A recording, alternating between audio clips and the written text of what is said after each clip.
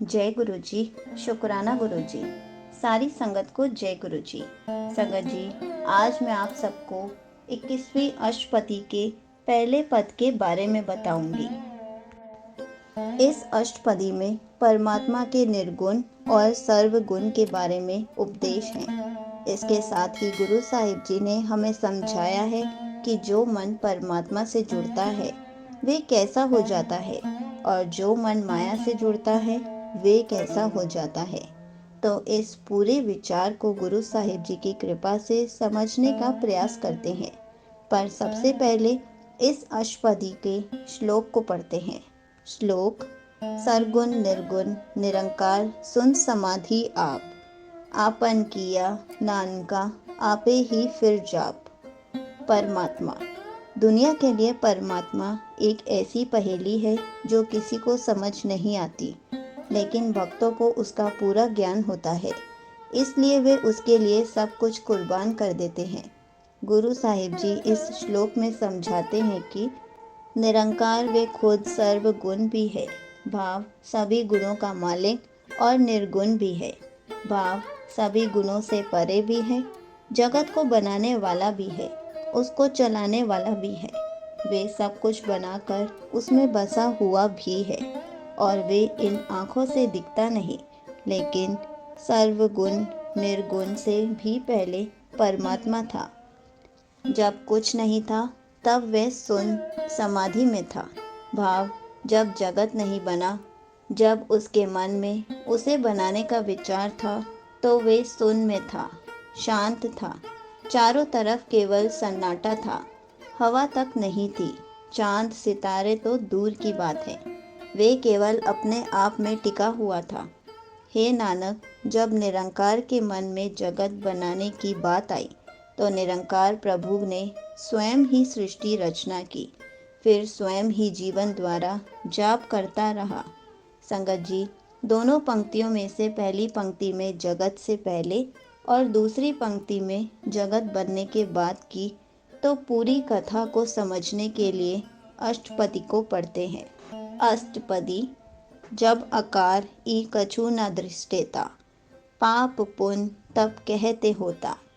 गुरु साहिब जी जब ये कथा समझाते हैं तो हमारे मन में ये सवाल आता है कि जब हमारा जन्म हुआ तो पिछले किसी पुण्य के कारण ही हुआ। गुरु साहिब जी ने फरमाया, जब कुछ भी नहीं था, जब इस जगत की कोई शक्ल ही नहीं थी, फिर कहाँ पुण्य कहाँ पाप, उस वक्त तो कुछ भी नहीं था, फिर पहली बार कहाँ पाप और कहाँ पुण्य हो सकता है। भाव ऐसा कुछ ना था। हमारा जन्म इस जगत का जन्म उसका हुक्म था, उसका खेल था। जब धारी आपन सुन समाद, तब बैर विरोध किस संग कमाद।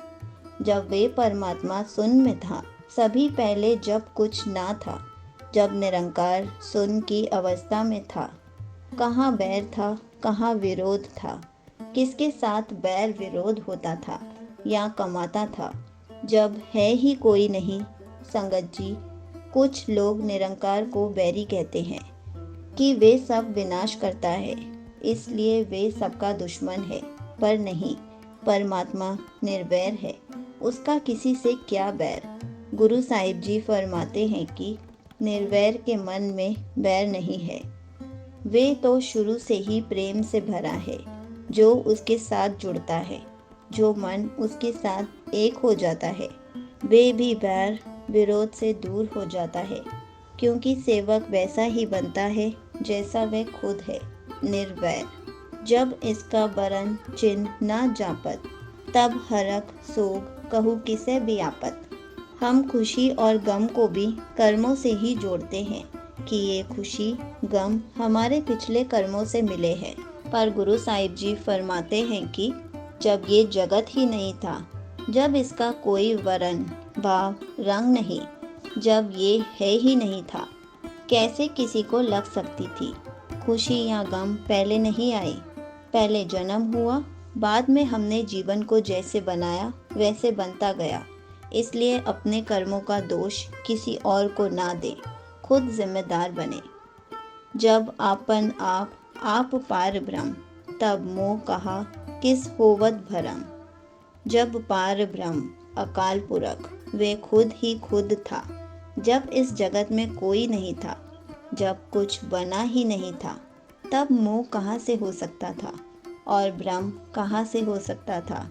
उस वक्त तो केवल सन्नाटा था, केवल शांति थी, और केवल ऐसी ही शांति, ऐसा ही सुकून होता है जिस मन में परमात्मा के नाम का प्रकाश हो जाता है।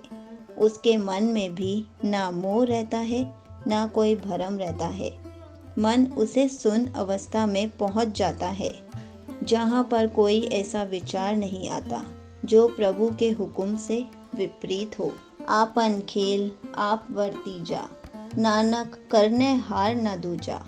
गुरु साहिब जी फरमाते हैं कि जगत से पहले भी वही था और अब भी वे है, हमेशा वही रहेगा। उसने ही जगत का ये खेल रचा है, सब कुछ बनाया है। हे नानक, एक उसके अलावा कोई दूसरा रचयिता नहीं। ये सबका जन्म दाता है, उसी की ज्योत से हर तरफ प्रकाश है। हमारे मनों में भी उसका ही प्रकाश है। ये बात उसी को समझ आती है जो मन उस अवस्था तक पहुंच जाता है, सुन अवस्था तक पहुंच जाता है, जहाँ पर नाम के अलावा कोई और विचार नहीं आता। संगत जी, यहीं पर 21वीं अष्टपदी का पहला पद समाप्त होता है। जय गुरु जी, शुक्राना गुरु जी।